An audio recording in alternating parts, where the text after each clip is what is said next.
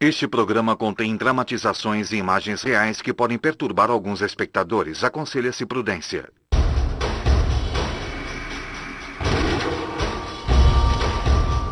Assassinatos são tão antigos quanto o próprio tempo. Assim como a busca para encontrar os assassinos. Mas quando a investigação encontra a ciência, novas ferramentas forenses nascem. Escócia, 1935. Os corpos desmembrados de duas mulheres são encontrados na margem de um lago. Qualquer coisa que pudesse ter ajudado a identificar quem eram aquelas pessoas fora tirada do local. Mas os detetives encontram um aliado inesperado nessa luta contra o crime. Insetos. Foi realmente incrível alguém ter considerado que insetos pudessem ter um papel nesse caso. Essas testemunhas silenciosas fornecem uma pista importante e abrem caminho para o emergente mundo da entomologia forense. Quase 70 anos mais tarde, depois de uma família inteira ser assassinada, o crime provocou um grande choque em nossa comunidade. Os detetives mais uma vez recorrem aos insetos, mas de um modo totalmente novo. Recebi uma ligação da polícia de Bakersfield perguntando se poderíamos dizer onde certo veículo tinha estado com base nos insetos encontrados no radiador. Eu disse, eu não sei, mas podemos tentar.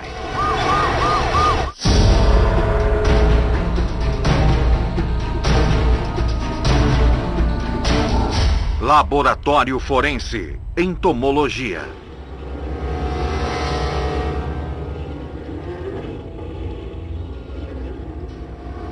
Julho de 2003, Bakersfield, Califórnia.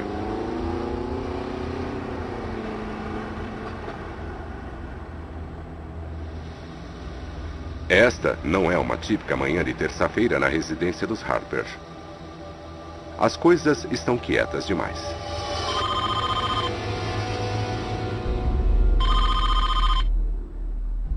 Já faz 2 dias que Joan Harper, mãe de 3 filhos, não atende ao telefone. Sua melhor amiga, Kelsey Span, está preocupada. Então ela decide ir ver se Joan e os filhos estão bem. Cada vez mais receosa, ela percorre os cômodos da casa. Quando abre a porta do quarto, ela vê seu pior pesadelo. Joan, seus 3 filhos e a mãe dela, Ernestine, haviam sido selvagemente assassinados. Uma família inteira morta.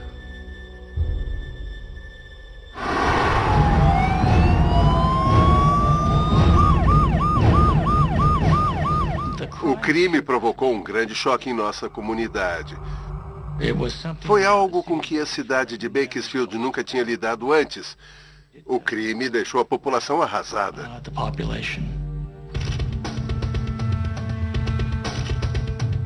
A polícia vasculha a casa dos Harper à procura de evidências forenses que possam ajudar a apontar o assassino.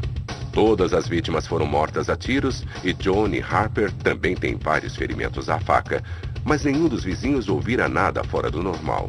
A polícia não encontra sinais de arrombamento e nada de valor parece estar faltando. Não há digitais estranhas, nem fibras de cabelos.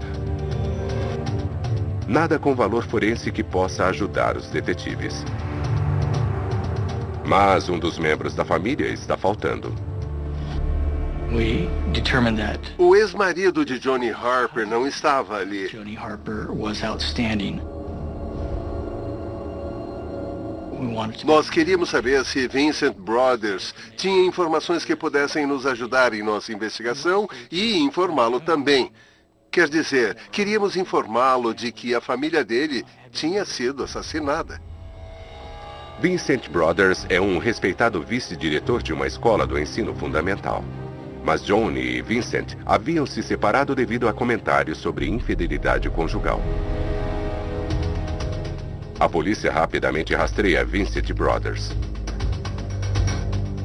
Devastado, Vincent diz ao detetive Jeff Watts que ele estava fora da cidade, visitando parentes em Ohio. E ele tem provas do que diz. Descobrimos movimentação do cartão de crédito de Vincent Brothers no domingo, dia 6 de julho, em Columbus, Ohio.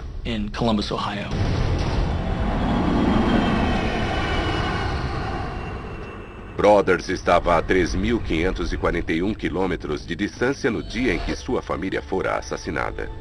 Parece que um pai de luto é exatamente o que ele é. Não havia nada que indicasse que ele havia cometido os crimes. Enquanto Bakersfield chora seu luto, o detetive Watts e sua equipe procuram evidências, pistas que levem ao assassino. A polícia continua a perguntar na vizinhança, à procura de testemunhas. Mas eles não conseguem nenhuma pista sólida. Em seguida, eles pedem ajuda a Vincent Brothers. Mas ficam chocados ao descobrir que ele não está mais de luto. Na verdade, ele está dificultando muito o trabalho dos detetives.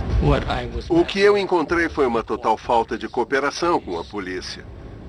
Se meus filhos tivessem sido assassinados, eu ia querer saber da polícia o que eles estavam fazendo para resolver aquele crime, para descobrir como meus filhos haviam sido assassinados, e ofereceria toda a minha ajuda. Ele começou a chorar, mas não havia lágrimas, só se ouvia uma menção de choro. Então ele ameaçou vomitar, mas não houve vômito, só os ruídos. Então ele começou a gritar. A única maneira de descrever aquela cena é que ele parecia uma criança gritando pela mãe. E isso continuou por algum tempo. Eu tentei reorientar os pensamentos dele, mais uma vez, pois, em minha opinião, aquele homem estava enfrentando um problema que nenhum ser humano quer enfrentar. Ninguém quer descobrir que sua família foi assassinada. Então, eu tentei centrar a atenção dele, perguntei quantos anos ele tinha, perguntei onde ele trabalhava e então ele disse, só vou falar com você na presença do meu advogado. Suspeitando cada vez mais de Brothers, o detetive Jeff Watts decide analisar melhor seu álibi. Os recibos confirmam que ele saiu de Bakersfield, Califórnia, e foi até Columbus, Ohio, no dia 2 de julho, 4 dias antes dos assassinatos. Quando ele chegou a Columbus, alugou um Dodge Neon que ele alegou ter usado apenas para se locomover pela área de Columbus. Mas quando o detetive Watts estuda os registros de aluguel de carro, ele tem uma enorme surpresa. Vincent Brothers tinha rodado quase 9.000 quilômetros com aquele veículo. Quando interrogado, Vincent Brothers não tem explicação para a alta quilometragem. O detetive Watts, porém, acha que tem. Ficou claro para nós que aquele veículo poderia ter ido de Columbus para Bakersfield e voltado. O que significa que é possível que Vincent Brothers tenha tido a oportunidade de matar a própria família. Mas o detetive Watts tem alguns obstáculos no caminho antes de poder provar sua teoria. Em primeiro lugar, há as evidências escritas. Elas colocam Brothers na área de Columbus durante os assassinatos. Em segundo lugar, existe a questão da evidência ligando Brothers ao crime.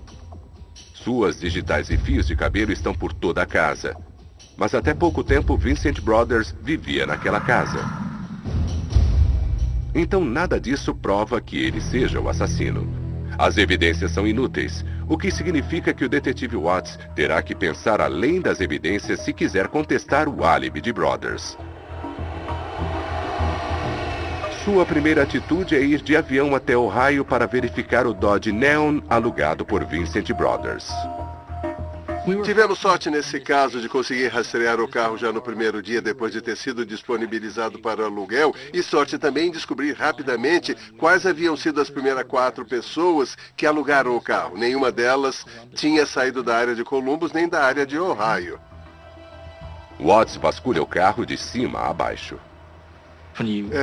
Quando você analisa um veículo, você não sabe o que está procurando. Às vezes, as evidências vêm até você. Eu esperava encontrar uma arma, esperava encontrar a faca usada nos crimes, mas não encontrei nada disso no carro. Parece que o carro fora lavado pela locadora. Mas uma coisa que Watts encontra são insetos. E logo, ele tem uma ideia tão fora dos padrões que soa como quase impossível.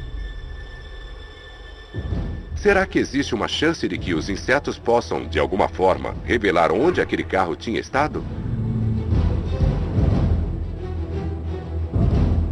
É no mínimo um tiro no escuro. Nós não sabíamos se ia funcionar ou não, quer dizer, era um palpite, mas às vezes você tem que seguir os palpites. Ninguém na polícia de Bakersfield tinha usado insetos mortos para derrubar um álibi. E o detetive Watts vai precisar de toda a ajuda que houver. Então ele recorre a um especialista em insetos. Um entomologista. As pessoas estudam insetos há centenas de anos. Em 1828, enquanto estudava teologia na Universidade de Cambridge, Charles Darwin se tornou obcecado em colecionar besouros do interior do país. Seus registros da coleção estão detalhados em seu livro Ilustrações da Entomologia Britânica. O médico britânico Sir Ronald Ross descobre um parasita malárico no tratado gastrointestinal de mosquito, o que o leva a perceber que a doença mortal é transmitida por mosquitos. Seu trabalho serviria como base para o combate à malária, salvando milhões de vidas. Em 2004, os cientistas descobrem que um fóssil encontrado em 1928 contém o mais antigo inseto conhecido, um espécime de 400 milhões de anos. Hoje há mais de 1,3 milhão de espécies conhecidas de insetos e os cientistas ainda estão descobrindo mais. Estima-se que haja perto de 30 milhões de espécies de insetos no planeta.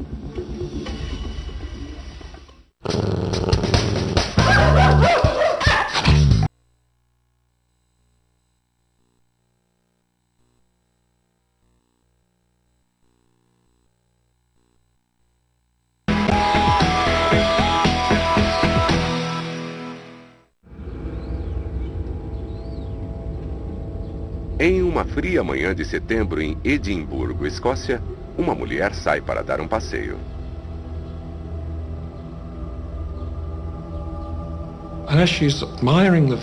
Enquanto ela admira a vista, para seu horror, ela vê o que achou ser um braço humano nas margens de um lago.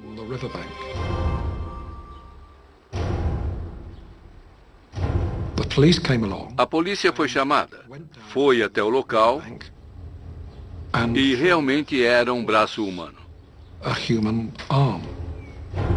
Mas o braço é apenas o início. A polícia começou a pesquisar toda a margem do lago. À medida que eles procuravam, foram surgindo cada vez mais partes de restos humanos. No final, eles descobriram nada menos que 70 membros diferentes. 2 dos quais eram cabeças humanas. Tão cheias de larvas que mal puderam ser reconhecidas. O restante foi reenviado para um laboratório e os patologistas da polícia começam a montar os esqueletos. Logo, um vago quadro das vítimas começa a tomar forma. A polícia sabia que eram 2 corpos porque eles encontraram 2 cabeças. Pelo tamanho dos ossos, falando-se em termos gerais, foi possível saber a altura das vítimas e também que uma delas era uma mulher. Então, ficou claro que tinha uma mulher envolvida. Mas o rosto, a pele do rosto, tinha sido removida. Não havia olhos. Os cabelos tinham sido arrancados e era quase como se a polícia estivesse lidando com um crânio que poderia estar lá já há algum tempo. Mas há quanto tempo? Não será fácil responder a esta pergunta. Mas os investigadores têm uma ideia inusitada. Talvez as larvas possam lhes fornecer uma pista. Em 1935, foi realmente incrível alguém ter considerado que insetos pudessem ter um papel naquele caso. Mas os investigadores não têm muito com o que trabalhar. As larvas podem ser sua única esperança. Então eles recorrem à única pessoa na cidade que entende de insetos, Alexander Mears, um cientista com doutorado da Universidade de Edimburgo. Foi algo incrível o fato de os investigadores forenses terem coletado e conservado as larvas e depois pedido para que um entomologista as analisasse. Mas Mears entende de larvas e conhece sua conexão com cadáveres. Antigamente, as pessoas achavam que as larvas só chegavam, cresciam, apareciam em cadáveres quando a pessoa já estava morta há muito tempo e o corpo já estava em decomposição. Foi preciso que um dos pioneiros em biologia moderna provasse o contrário. Em 1600, o médico italiano Francesco Redi analisou 2 potes com carne em decomposição e descobriu que eram as moscas que davam à luz larvas. Ele cobriu um dos potes e deixou o outro descoberto. As moscas foram atraídas para ambos, mas apenas o pote que estava aberto ficou infestado com larvas. Em 1800, o médico francês Bergeret d'Herbois estudou o ciclo de vida dos insetos e formulou hipóteses de que o tempo da morte poderia ser determinado analisando-se os insetos sobre um cadáver. Em 1894, o entomologista Dr. Jean-Pierre Nagnan escreveu A Fauna dos Cadáveres, um estudo que mostrava que havia 8 estágios de decomposição e que as varejeiras eram as primeiras a pousar no cadáver. Mas foi Alexander Mears, em 1935, que usou os conhecimentos de seus antecessores e aplicou-os a um caso de assassinato. E ele estava conseguindo avançar com poucos dados apenas. Hoje, nos arredores de Knoxville, Tennessee, William Bass continua os estudos do Dr. Mears em uma instalação para pesquisa chamada Fazenda de Corpos. Trata-se de um local parecido com um set para um filme de terror.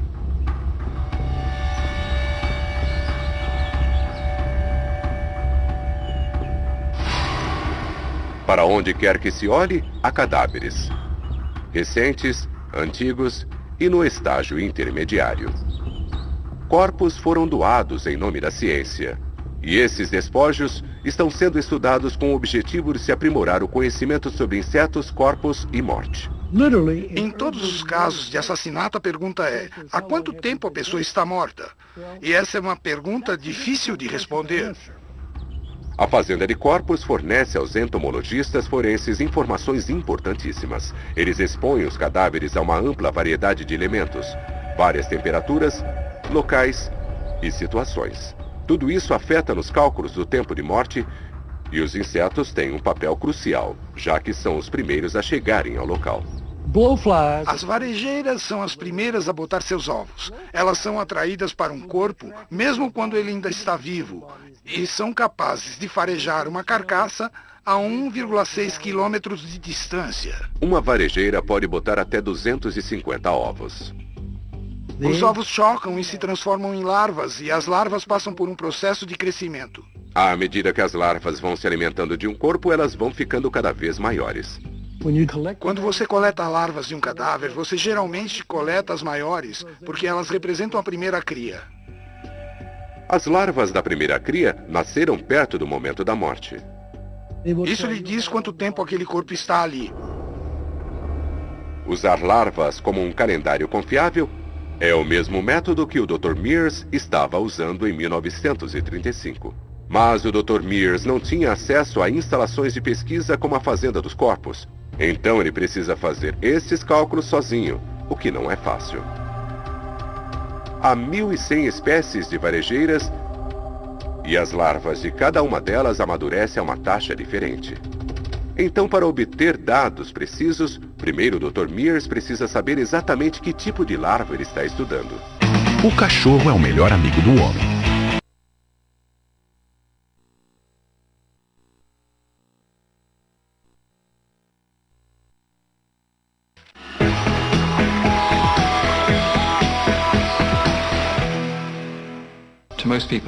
Para a maioria das pessoas, uma larva é uma larva e é extremamente difícil diferenciar espécies tão parecidas.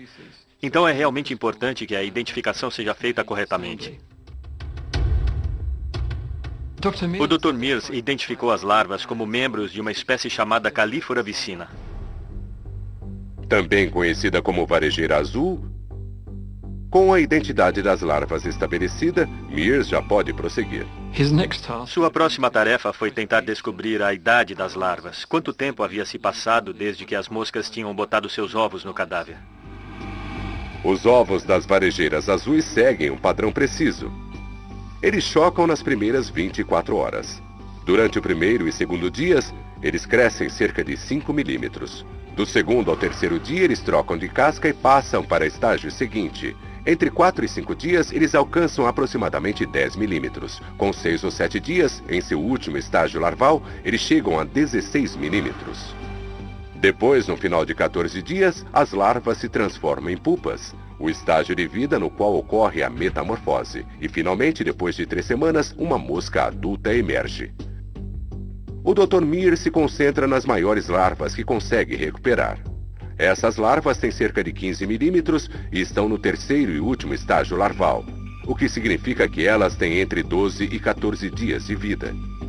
O Dr. Mears faz os cálculos e determina que as partes dos corpos deixadas pelo assassino nas margens de um lago estão ali há cerca de 3 dias. 16, 17 ou 18 de setembro. As larvas dão aos investigadores sua primeira e única pista. Embora as larvas não tivessem apontado o nome de um assassino, elas deram à polícia uma janela de tempo dentro da qual eles puderam centrar suas investigações. Os policiais procuram por qualquer pessoa desaparecida de qualquer parte das Ilhas Britânicas por volta daquele período. Um relatório chama a atenção deles. Ele fora feito a 266 quilômetros ao sul de Edimburgo, em Lancaster, Inglaterra.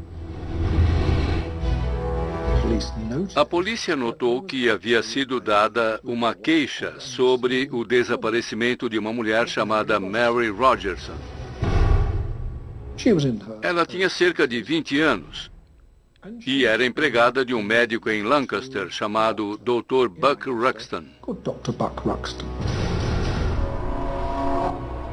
A polícia entra em contato com o Dr. Buck Ruxton e descobre que a última vez que ele vira Mary, ela tinha saído com a esposa dele, Isabella Kerr, para ir até Edimburgo. E nenhuma delas tinha voltado para casa. Não podia ser coincidência. Eles sabiam que Mary Rogerson tinha cerca de 20 anos e que Isabella Ruxton tinha perto de 40. Por meio de estudos feitos nos crânios, a polícia sabia que ambos os corpos eram consistentes com essas idades. Os investigadores se voltam para outras técnicas forenses de ponta para tentar provar que os corpos encontrados nas margens do lago eram Mary Rogerson e Isabella Ruxton. A polícia encontrou uma mão em um estado avançado de decomposição. No laboratório, mergulharam essa mão em água quente e, a partir daí, obtiveram um conjunto muito bom de impressões digitais. A polícia verifica a digital e compara com as digitais de Mary Rogerson. São idênticas. Agora a polícia procura uma conexão entre o outro corpo e a esposa desaparecida de Ruxton, Isabella. Mas sem a digital, eles precisam tentar diferentes métodos de identificação. Tinham um crânio. Também tinham uma fotografia de Isabella Ruxton. Tiraram uma foto do crânio do mesmo ângulo da foto de Isabella.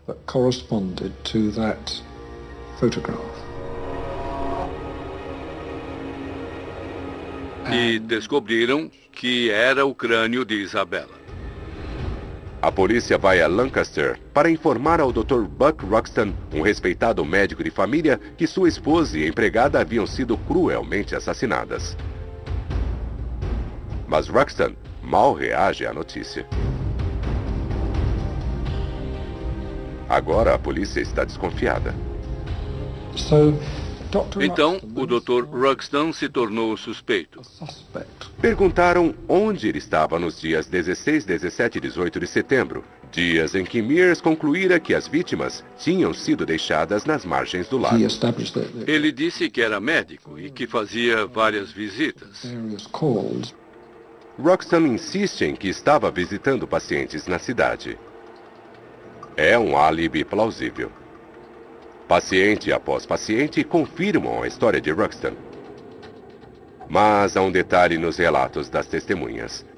Ninguém tinha visto Roxton no dia 16 de setembro, um dia que se encaixa na janela de tempo da morte estimada pelo Dr. Mears. Se a polícia conseguir estreitar o dia da morte para este dia específico, poderá acusar Roxton formalmente. Sua única esperança é retornar à evidência que os trouxe até aqui. As larvas. 2003, Bakersfield, Califórnia.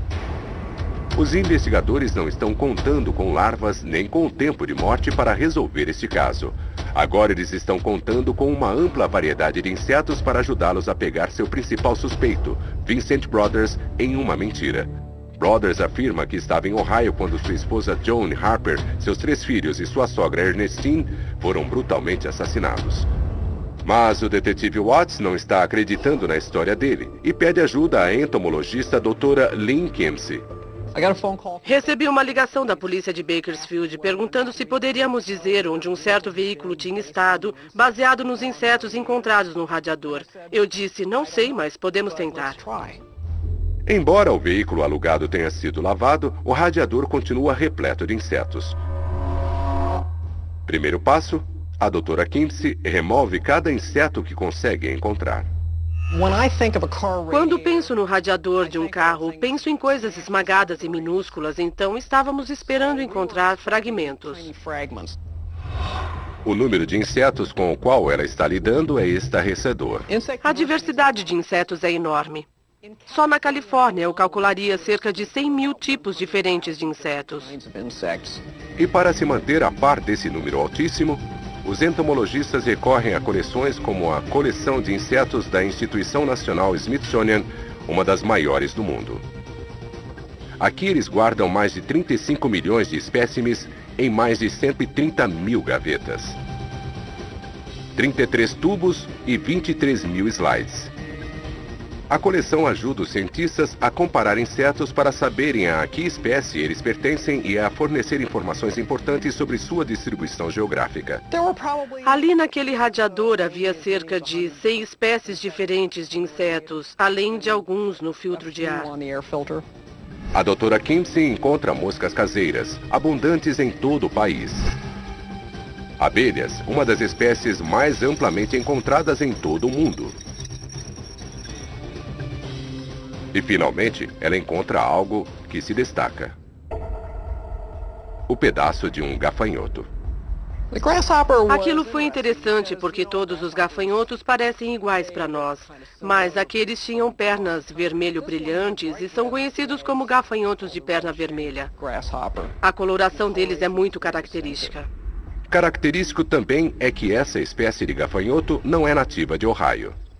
Na verdade, ela geralmente é encontrada em cidades localizadas a oeste do país, como Oklahoma e ao norte do Texas. Pensamos, puxa, nós conseguimos, que legal. Quer dizer, pudemos confirmar que o carro tinha estado lá. Então, como aquele gafanhoto tinha entrado no radiador de um carro alugado em Ohio. Vincent Brothers afirma que nunca havia deixado o estado em seu Dodge alugado. Mas esse pequeno gafanhoto provou que ele estava mentindo. O problema é que essa evidência contradiz totalmente os recibos de cartão de crédito que mostram que Vincent Brothers fez compras em Ohio no dia do assassinato. Então Watts decide cavar um pouco mais fundo. Ele entra em contato com as lojas onde Brothers diz ter feito suas compras. Fomos lá e aprendemos os vídeos feitos por câmeras de segurança do Walmart e outras lojas. E o que os detetives descobrem os deixa em choque. Estava claro que não era Vincent Brothers. Era, na verdade, o irmão de Vincent Brothers comprando itens e assinando em nome de Vincent. Bem, com essa informação ficou claro para mim que o álibi dele era falso. Vincent Brothers havia pedido que o irmão fosse até aquelas lojas e se passasse por ele, mas o próprio Vincent estava em Columbus. É uma descoberta explosiva. E com essa mentira, o respeitado vice-diretor de uma escola de ensino fundamental é o único suspeito no caso do assassinato de sua esposa e filhos. Acho que ele pensou que fosse o cara mais esperto do mundo, que certamente poderia enganar a polícia. Mas se a polícia quiser prender Vincent Brothers por assassinato, eles terão que situá-lo na Califórnia quando Joan Harper, a mãe dela e seus 3 filhos foram mortos. Então o detetive Watts volta a falar com a entomologista Lynn Kinsey para conseguir mais informações. Eles queriam saber se os insetos encontrados eram do oeste das Rochosas ou da Califórnia. Kinsey volta a analisar o radiador do carro alugado à procura de mais partes de insetos. Ela encontra até um inseto que parece indicar que o carro rodou durante a noite. Encontramos insetos chamados formigas-leões, que voam de noite. Então tínhamos um inseto noturno, geralmente associado a regiões mais áridas. Formigas-leões são abundantes nas áreas secas do sudoeste. Outra evidência de que o carro saiu de Ohio.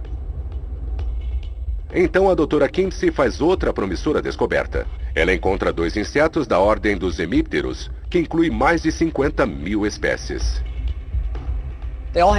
Eles têm partes bucais tubulares tipo um canudinho.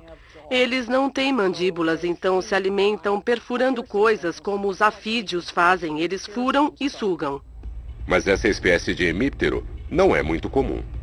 Então a doutora Kinsey pede a ajuda dos especialistas da instituição Smithsonian para estreitar a identificação do inseto. Eles encontram uma espécie da família Pismatidae e outro da família Ligaidae. O Pismatidae tem sua distribuição específica em Utah, Arizona e Califórnia. E a distribuição do Ligaidae se estende para dentro do estado da Califórnia. Os eminópteros definitivamente mostraram que o radiador daquele carro tinha estado no oeste das Rochosas. Mas a distribuição desses hemípteros é apenas parcial na Califórnia. Para conseguir provar que Vincent Brothers foi até Bakersfield, a polícia precisa de algo melhor que isso. Depois de identificar perto de 50 espécies, a doutora Kinsey volta a analisar o radiador e descobre um inseto que mudaria tudo.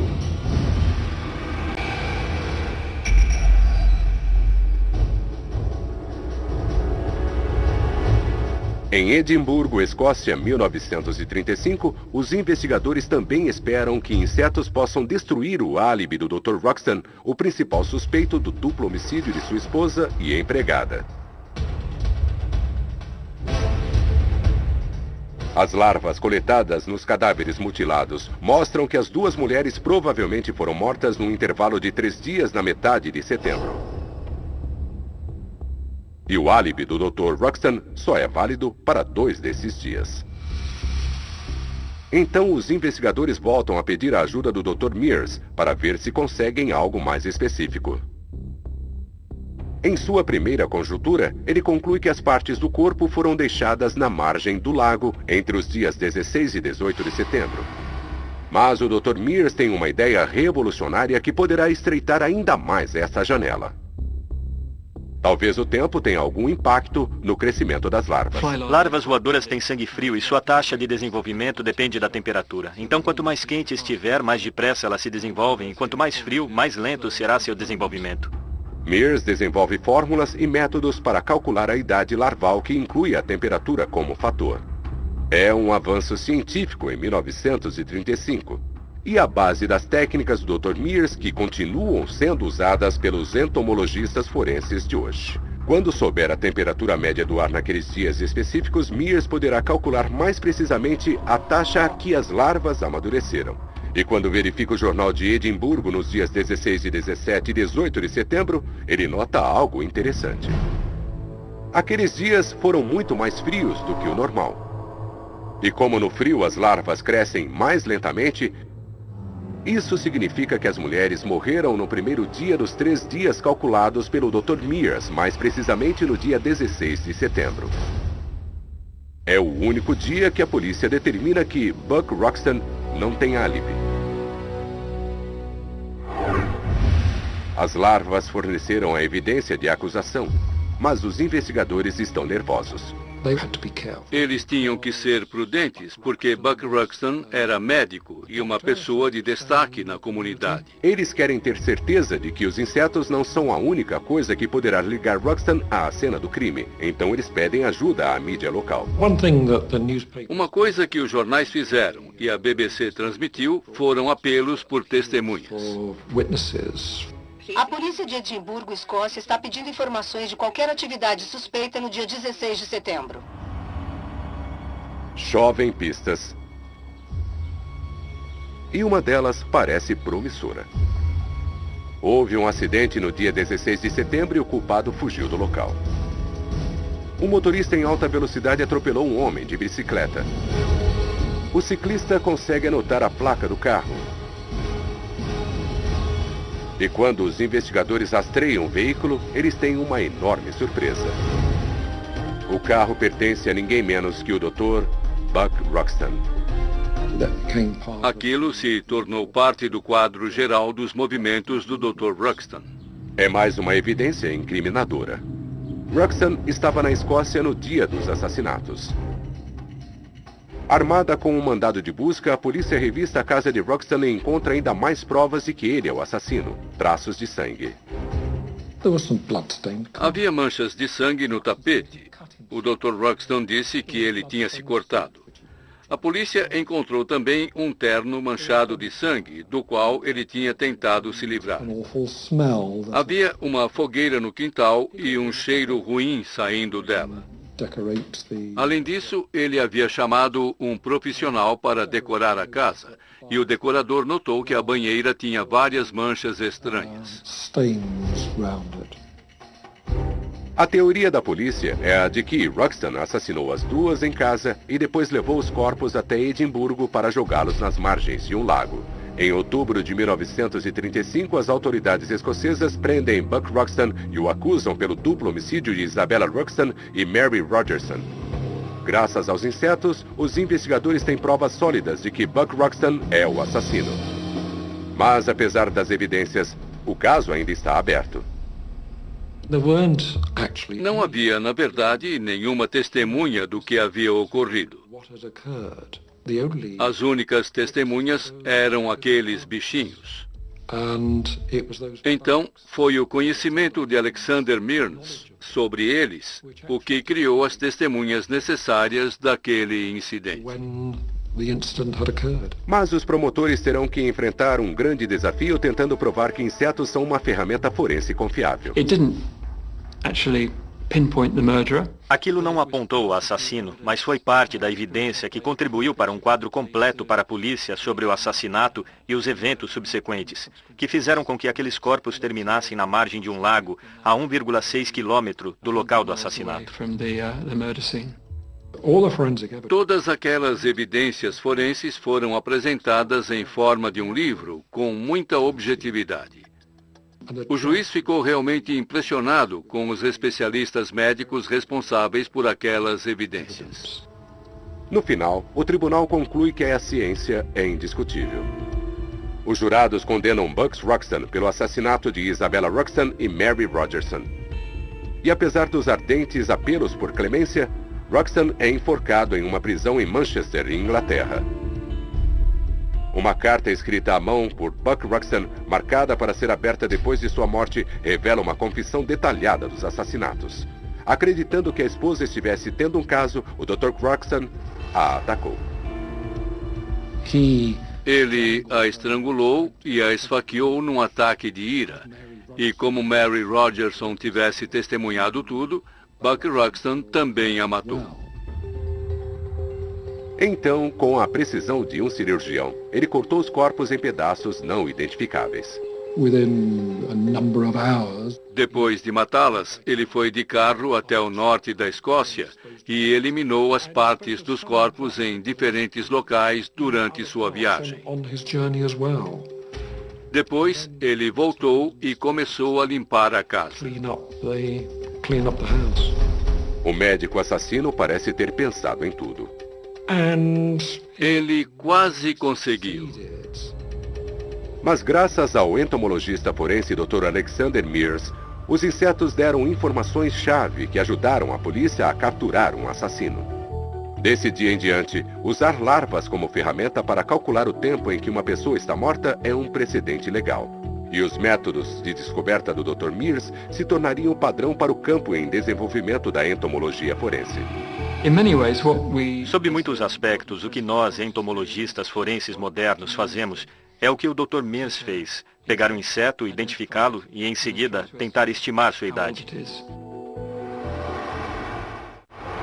Em 2003, Bakersfield, Califórnia, os insetos se tornam o centro de outra investigação à medida que a polícia fecha o cerco sobre seu principal suspeito, Vincent Brothers.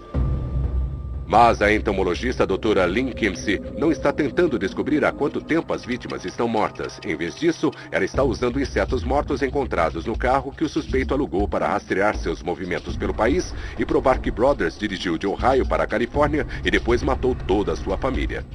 A polícia de Bakersfield e os promotores tinham certeza de que poderíamos encontrar alguma informação útil no radiador. E a doutora Lynn faz mais uma descoberta notável. Um inseto que destrói o álibi de Vincent Brothers e prova que ele pode ter dirigido até a Califórnia e matado sua família. Uma vespa do papel. O único inseto que vive no oeste do país e que é abundante na Califórnia é a vespa do papel. A vespa do papel tem esse nome por causa do material semelhante a papel com o qual constrói seu ninho. E embora haja várias espécies dessa vespa, a única encontrada no radiador do carro alugado por Vincent Brothers é encontrada somente no extremo sudoeste, principalmente na Califórnia. É a evidência que o detetive Watts estava esperando. Depois disso, pudemos dizer, tá bom, agora sabemos de fato que ele foi com esse veículo para Bakersfield, Califórnia. Em abril de 2004, as autoridades prendem Vincent Brothers e o acusam dos 5 assassinatos. Aquele fora mais um teste para a entomologia forense. Como ele se defenderia se encontramos insetos no carro dele que só existem a 7.000 quilômetros de Ohio? Acho que nem Vincent Brothers nem sua defesa estavam esperando por esse argumento. No julgamento, o promotor fornece as evidências. A milhagem excessiva do carro, as falsas compras no cartão de crédito e a evidência mais incriminadora de todas, os insetos que indicavam uma clara travessia do outro lado do país até a porta de Vincent Brothers. Vincent Brothers foi considerado culpado em todas as acusações. 5 acusações de assassinato em primeiro grau, ou seja, crimes gravíssimos, o que significava que ele estava qualificado para a pena de morte. Vincent Brothers acabou sendo condenado à pena de morte em San Quentin. Vincent Brothers nunca confessou seus crimes, mas um trágico caso que começou com um pai de luto com um álibi aparentemente sólido, terminou com um monstro mentiroso que matou 2 mulheres e seus próprios filhos. Seu objetivo era se livrar das crianças, não pagar a pensão alimentícia, se casar com a garota com quem ele estava saindo. E esses foram os motivos dele. Ele queria um estilo de vida grandioso, com o qual ele havia sonhado, em sua mente insana. E sem os insetos como testemunhas silenciosas de seus crimes, Brothers talvez tivesse conseguido esse objetivo. Hoje, os cientistas continuam aprimorando os estudos sobre entomologia forense. Em 1935, Dr. Mears foi capaz de reduzir o tempo da morte para uma janela de um dia. Agora, o uso de imagens de computador 3D podem dar aos cientistas uma visão tão detalhada de um inseto e de sua taxa de crescimento que é possível estreitar o tempo da morte para horas apenas, ou algum dia até mesmo minutos. Usando técnicas de computação, podemos girar a pupa e cortá-la de cima a baixo, de trás para frente, de um lado a outro, tudo. Peritos podem se reunir em volta da tela do computador e chegar a um consenso sobre a idade da pupa. Mas os insetos não estão sendo usados apenas para estabelecer o tempo de morte. No campo especializado da entomotoxicologia, os cientistas estão sendo capazes de analisar insetos encontrados num cadáver e procurar neles a presença de toxinas mortais. É possível extrair toxinas de um cadáver por meio de um inseto. Isso poderá ajudar os investigadores a determinar se drogas ou venenos foram usados em casos em que os corpos estão em estado avançado de decomposição e destituídos de tecidos, órgãos e até fluidos corporais. Agora é possível até extrair o DNA da vítima a partir de um inseto. 20 anos atrás, eu não teria sequer pensado que seria possível extrair o DNA de vítimas. Então, quem sabe o que está por vir daqui a mais 20 anos. Graças ao arsenal cada vez maior da entomologia forense, os cientistas hoje são capazes de determinar o tempo da morte e às vezes até a causa da morte e pegar um assassino em sua mentira. Tudo com a ajuda dos insetos. Geralmente vistos como pestes, eles agora estão na linha de frente na luta contra o crime. Versão Marshmallow São Paulo.